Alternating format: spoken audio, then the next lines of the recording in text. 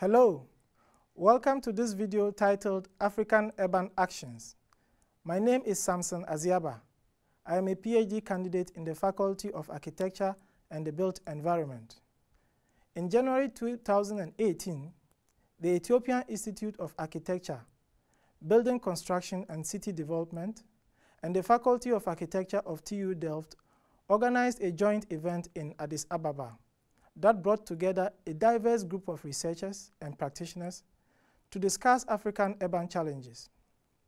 The course team participated in this event, which provided the opportunity to interview local practitioners and researchers and get new sides of Africa from the understanding and experiences of experts working in countries like Ghana, Ethiopia, Nairobi, Rwanda, and Kenya. Keeping in mind that Africa is a rich and diverse continent, there is no one-size-fits-all solution.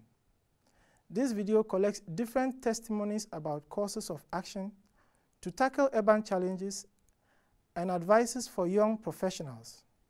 It also highlights lessons we can learn from African cities and communities.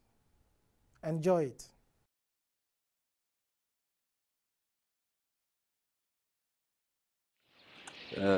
As working as an urban planner and an architect, we try to provide solutions on paper to mitigate the current challenge of migration from rural town to the urban areas. But when you came to the ground, to practical experiences, the challenge outnumbered than we expect on the papers. For my case, for our country, one of the challenges that we'll be having in the future is the fight between rural trying to be urban and urban trying to keep more urban. So that is the interface that need to work, what we need to work as early as possible, because we are late starters, so we have that leverage of referring other examples that didn't work. I've been working in Nairobi, Kenya since 2004 with some informal settlements communities, in particular with an informal market community. Actually, African cities are facing very important challenges due to the increasing urbanization that we expect in the next decades. This increasing urbanization is characterized, in fact, by the proliferation of informal settlements and slums. One of the challenges that I think a lot of cities in Africa are facing is the inequality of space. For example, informal settlements where people don't have access to basic provision of infrastructure. And I think this is one field that I think a lot of practitioners are working on.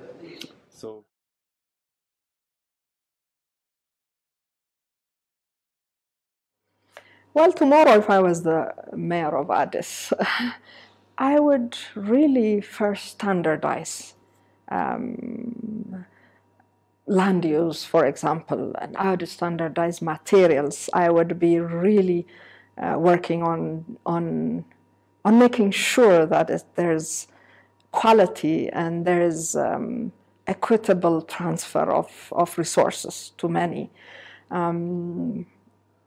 Yes, I would really make Addis beautiful again by bringing, parks into the city and making it a livable, healthy city. So, as being a mayor of Addis Ababa, I put myself as being part of the community, which lets me to understand the actual problems, and also the participatory planning, which is a vital and key problem finding and solution making way of participation, will be implemented to all stakeholders and policy makers. I think a channel of dialogue has to be built between the local residents and the city government. Right now, the awareness of this lack of space is there. But I think a lot of resources, also there are a lot of resources, but I think these resources are not concentrated so that we see a lot of distributed resources in different areas, in different aspects. So the efficiency of problem solving is not very high. So when the dialogue is built, all the different stakeholders can hear exactly what is the key problem from each other, and then the resource can be better distributed so that it can solve the real problem.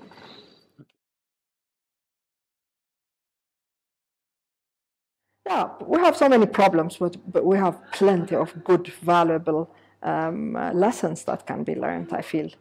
Saname was the founder of the Woy Lab. I was an architect and anthropologist. And I remember one time we were debating, and I was talking about, I spent about 3 years living in the bush in sort of the Niger Delta. And I said, you know, I would see these young children that would walk along the pathways in the forest, by the rivers, barefoot, eating only food that their family had grown and fish from the river, and living in houses which are very similar to housing technology which has been around for a long time. And I said, you know, I can't believe, you know, that in this time people are living like this in the past. And I remember he looked at me very sort of quietly and he said, you know, are you sure they're living in the past? Maybe they're living in the future. And it really struck me because so much of the discourse around sustainability and now resilience is people suddenly aspiring to incorporate practices which are already prevalent and dominant within many parts of Africa. In the context or in situations where there's limited resources, there's an unplanned adaptation that happens automatically, and that adaptation basically brings in practices on how to use the little that exists. I believe that defining modernity as not using more resources to modernize our lives, but figuring out how we can maintain the same level of resources, or maybe increase a little bit to improve lifestyle, but basically limit ourselves to whatever our planet can afford us. I think that's a big lesson that the Global North can learn from there.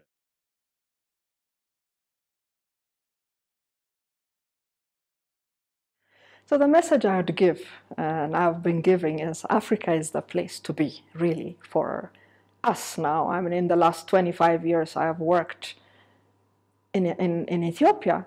If I went in any Western country, honestly, I don't have the breadth of experience that I had on the ground, making a difference, like I'm doing here in Ethiopia.